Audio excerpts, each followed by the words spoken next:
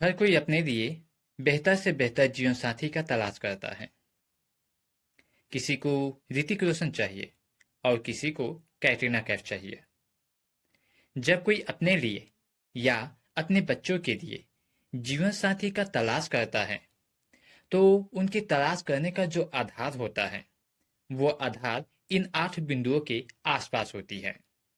जिनमें से पहला बिंदु होता है शारीरिक आकर्षण, जिसमें लड़का व लड़की दोनों की शरीर की सुंदरता की नापतोल होती है।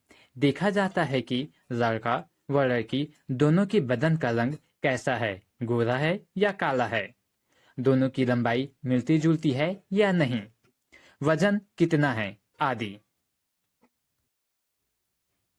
दूसरा पॉइंट है मानसिक लगाव। मानसिक लगाव का मतलब यह हुआ कि जब किसी एक व्यक्ति विशेष को सामने वाले का दुख व पीड़ा देखी नहीं जाती, तब उनकी दुख व पीड़ा को दूर करने के उद्देश्य से वह दूसरे पक्ष से विवाह कर देता है, यह विचार करके कि आओ तुम्हें सुखी करता हूँ, तुम्हारी मदद करता हूँ, तुम्हें तुम्हारे दुख से बाहर निकालने में तुम्हारी मदद करता हूँ।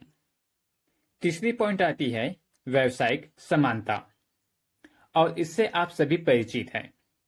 कहा जाता है कि डॉक्टर को डॉक्टर से शादी करनी चाहिए और इंजीनियर को इंजीनियर से विवाह करना चाहिए, जबकि दूर दूर तक इस बात का कोई अनिवार्यता नहीं होती है कि सेम प्रोफेशन में यदि हम शादी करते हैं तब हम खुश रहेंगे। चौथा पॉइंट आता है नैतिक झुकाव। यदि कोई सत्संग जाते हैं, मंदिर जाते हैं, गरीबों की मदद करते हैं, तब लोगों का सामने वाले के प्रति सामान्यतः यह धारणा बन जाती है कि नैतिक झुकाव है, इसीलिए लड़का या लड़की अच्छा होगा, जबकि समाज में देखने को यह मिलता है कि अपने अनैतिक कार्यों को छिपाने के लिए लोग नैतिकता का ढोंग करते हैं। पांचवा पॉइंट है सांसारिक लालच, जो कि हमें कई बार गलत पात्र का चयन करने में हमें प्रेरित करती है। और छठवां पॉइंट है सामाजिक दबाव। जब दादा दादी, पड़ोसी, दूर के रिश्तेदार व समाज के अन्य लोग यह पूछने लगते हैं कि शादी कब करोगे, तुम्हारी उम्र हो गई है, कहीं किसी के साथ कोई चक्कर तो नहीं है, तब इस तरह की सामाजिक दबाव के कारण लोग शादी कर लेते हैं, जो कि सही डिसीजन नहीं होता है। सातवां पॉइंट आता है कामुक सुख, यानी कि सेंसुअल प्लेजर।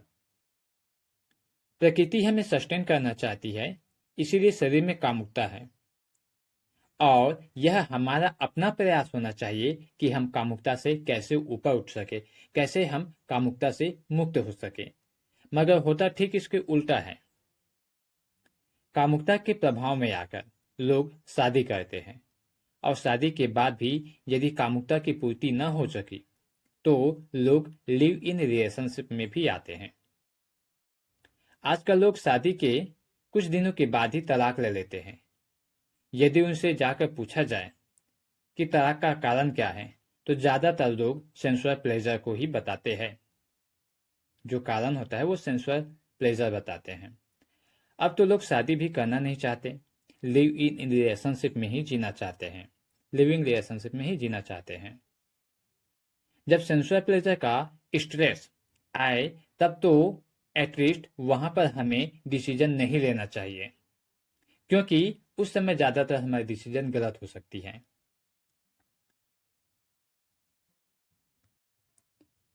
आठवां पॉइंट आता है भावनात्मक दबाव।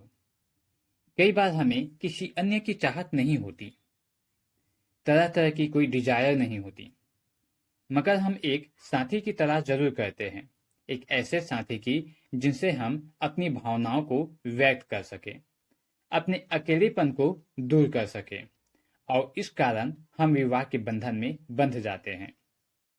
यदि हम ज्ञान की रोशनी में जीवन साथी की चुनाव के पीछे का ये 8 कारण, ये 8 आधार बिंदु ध्यानपूर्वक देखते हैं, तब हमें मालूम पड़ता है कि यह आधार बिंदु एक कमजोर आधारशिला है।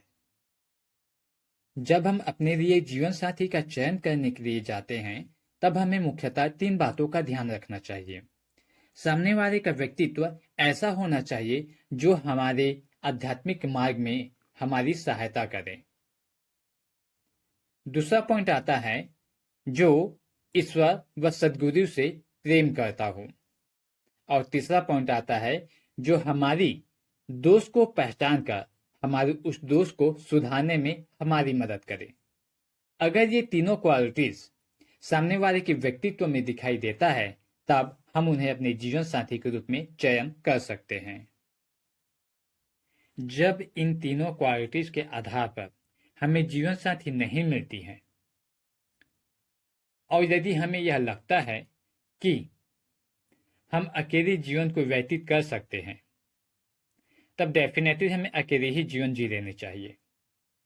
लेकिन वैसे भी जब हम किसी श्रेष्ठ की तलाश करते हैं, ऊंचे से ऊंचा की खोज करते हैं, तब प्रकृति हमारी मदद करती है, अर्थात हमें हमारे उस जीवन साथी तक ले जाती है जिनकी हमें जरूरत है या फिर जिन्हें हमारी जरूरत है। तो प्रकृति दो श्रेष्ठ लोगों को आपस में मिलाने के लिए भी कोशिश करती है। बस जरूरत होती है तो थोड़ी धीरज की, जरूरत होती है तो थोड़ी प्रतीक्षा की।